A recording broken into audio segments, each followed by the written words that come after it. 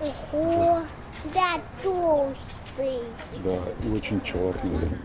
Ильшат Фарахов сегодня со своим внуком оказался в нужном месте в нужное время. Они стали одними из первых, кто увидел каврских воронов. Птиц зовут Валя и Ваня. Ведь крупнейшие пернатые из семейства птиц-носорогов. Мне нравится зоопарк. Нужно, конечно, пополнять зоопарк, чтобы, как можно больше было зверей различных.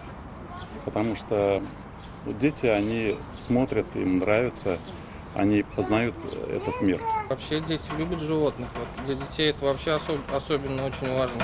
В таком маленьком возрасте, вот у меня сыну 3 года, вот он вообще ему понравился. И эти вороны с красным горлышком не так безобидны, как может показаться с виду. Они хищники. Помимо силы им природой дана и долгая жизнь. Они могут прожить около 100 лет. Птицы довольно чистоплотные. В гнезде гнездо содержит в идеальной чистоте.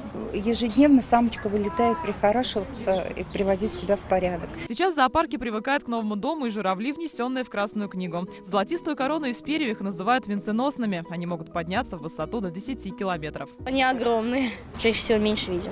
Такие красивые птицы. На голове хвосток такой вот, необычный. Питаются они семенами. Жить могут вблизи людей, что не скажешь про марабу. А новозавезенные марабу здесь одни из немногих птиц, которые содержатся не в закрытых вольерах, а на территории, приближенных к их ареалу обитания саванне. Это птицы, которые крупнее аистов, здесь в раздолье чувствуют себя свободно, в том числе и от контактов с посетителями.